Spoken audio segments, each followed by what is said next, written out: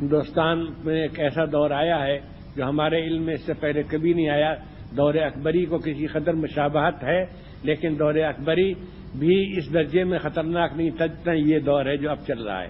وہ یہ کہ اس وقت اکثریت نے یہ طے کر لیا ہے کہ اس ملک کو اسپین بنا کر رہیں گے وہ،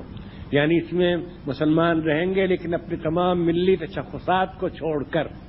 وہ یعنی ابھی زبان پر یہ بات نہیں آئی لیکن ہمیں معلوم ہے، ہمیں ایسے لوگوں سے ملنا ہوتا ہے کہ اذانیں بھی زور سے نہ ہو، لاؤڈ اسپیکر تو خیر الگ چیز ہے، وہ کوئی مسنون چیز نہیں، اذانیں بھی زور سے نہ ہو، مسجدوں کی کثرت بھی اور مسجدوں کا جائے وقوع بھی اور مسجدوں کا وجود بھی خطرے میں ہے، اور بابری مسجد کے ساتھ جو واقعہ پیش آیا اس نے اس کے لیے راستہ کھول دیا ہے، اور وہ ہندو صاف ہندو اخبار نویس اور کالم نگار اور ان کے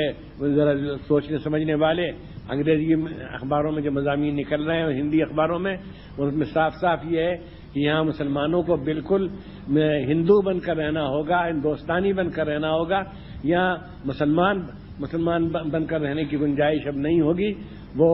لباس میں، صورت شکل میں اور زبان میں اور رسم الخط میں اور تہذیب میں، سب میں ان تمام امتیازی خصوصیات سے دستبردار ہو جائیں جن سے یہ معلوم ہوتا ہے اور دور سے کہ یہ مسلمان ہے، یہ کہا جائے کہ یہ مسلمان ہے۔ اس وقت سب سے بڑا اس فتنے کو روکنے کے لیے سب سے بڑی طاقت جو ہو سکتی ہے وہ علماء کی ہو سکتی ہے، وہ ہمارے فضلائے مدارس کی ہو سکتی ہے کہ وہ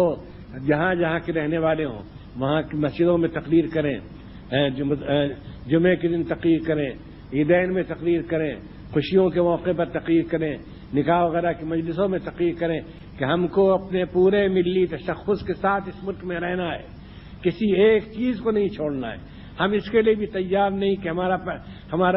ہمارا پائچہ ٹخنے سے نیچے ہو، ہم اس کے لیے تیار نہیں کہ ہم اپنی داڑھی کو ایسا کر لیں کہ وہ سمجھا جائے کہ بس میں اتفاقاً کچھ بال اگائے ہیں، نہیں، کچھ نہیں، ہم بالکل شریعت پر عمل کریں گے اور شریعت کے ساتھ رہیں گے، اور ہمارا نظام تعلیم وہی رہے گا۔ ہم اپنے بچوں کو توحید کی تعلیم دیں گے، دینیات پڑھائیں گے، اردو سے واقف بنائیں گے، اردو رسم الخط کو زندہ رکھیں گے۔ یہ سب سے بڑی ذمہ داری آپ پر عائد ہوتی ہے اور آپ ہی سب سے بہتر طریقے پر ذمہ داری کو ادا کر سکتے ہیں۔ اس لیے یہ بات بھی سن لیجئے اور دل پر لکھ لیجئے کہ اس وقت کا سب سے بڑا فتنہ جو ہے وہ ہے یہی متحدہ کلچر اور ملی تشخص سے دستبردار ہونا۔ اور افسوس کی بات یہ ہے کہ ہمارے دینی حلقے یا علمی حلقے کے بعض لوگ بھی جو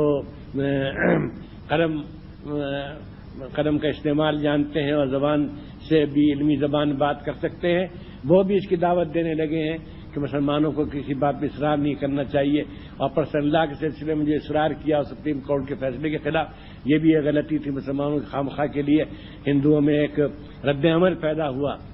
اور وہ سمجھے کہ مسلمان بہت تنگ دل تنگ نظر ہیں۔ نہیں، صاف کہتے ہیں ہم یہاں اپنی پوری خصوصیات کے ساتھ رہیں گے، اور اس کے ساتھ ہم امید رکھتے ہیں کہ اللہ تعالی ہم کو اس ملک کی قیادت نصیب فرمائے گا۔ اس لیے کہ اس ملک کی آبادی کوئی عنصر اس نے اپنے کو اس قابل نہیں رکھا کہ وہ اس ملک کو بچائے خطرے سے۔ سب دولت پرست ہیں، مادہ پرست ہیں، نفس پرست ہیں، طاقت پرست ہیں، اقتدار پرست ہیں،